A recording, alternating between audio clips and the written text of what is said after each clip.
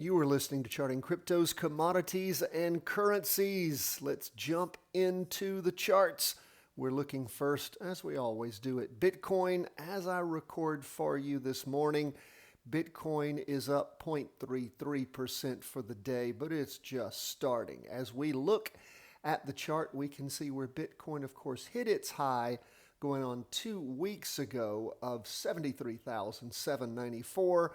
Last week, the high in at 68,902. This week, 71,572. Now, what's going on here? Well, we had this peak with all that high energy. We saw it, moving up. In fact, the volume was a little higher the week before.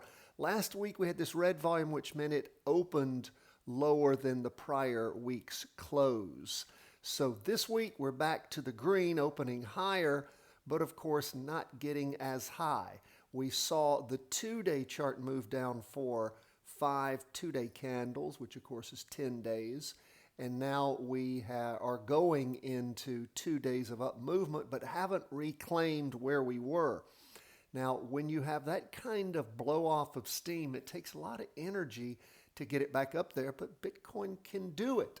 You ask, where are we right now? You can still be long if you're in a practice trade on Bitcoin. How would you know it was going to top off there and then blow it off the next week? You can, of course, see how things moved up, and then you saw that red candle come in. Now, if you look back, I'm talking now on the 2-day chart.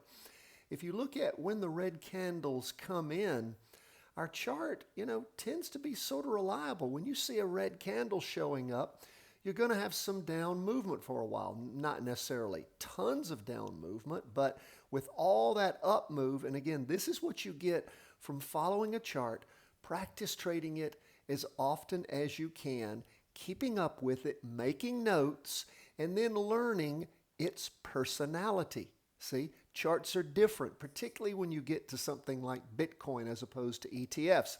Individual stocks can have their own, as can indexes, have their own personalities. So it's important that you follow it. So right now, Bitcoin's trying to get back to where it was. Look at Ethereum, much, much weaker. Red down candle last week, little green spinning top, almost a doji, meaning still lots of indecision there. You only have going into 4 days of up movement after 5 down candles, really peaking there the Tuesday, Wednesday, starting March 19th and ending March 20th. So as we look at the 195-minute chart, you can see where it's been hanging around the same points, popping up a little bit back down over the last several days. But again, Ethereum demonstrably weaker. Now, what's up with Bitwise? That's top 10 cryptocurrency index fund. What is that? Well, of course, that tracks the top 10 cryptocurrencies, but here's the kicker. It's weighted as per market share, so Bitcoin is the big dog here. It also has blown off lots of its steam, and for it to garner that energy back up and pop back up, it's going to take a lot for that to happen. So we'll keep a close eye on things, see where they continue to go. Let's jump into a few commodities. We've been tracking copper lately.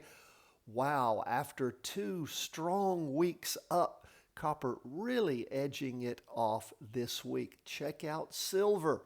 After 3 weeks of nice strong up movement, silver has dropped way, way over. Now, just to check out where gold is, gold had a high last week. Remember how that came in there? It actually happened on Thursday. I'm going down to the bottom chart, and you can see where Thursday morning gold really, after just sort of sliding down for many, many days, we saw it catch fire on Wednesday afternoon, and then Thursday really jamming up. That gave us that high. This week, we don't see it, but of course, it doesn't look anything like silver does. But again, trying to continue to garner that up move. So we'll continue on a daily basis, to bring you up to date on gold. But silver losing a lot of its luster. Now, let's move on to the U.S. gas fund. Again, last week was a good week for gas. Not as much energy this week, so we're seeing that stave off some also. And what about oil in and of itself? Again, big week last week, not getting up to that high yet.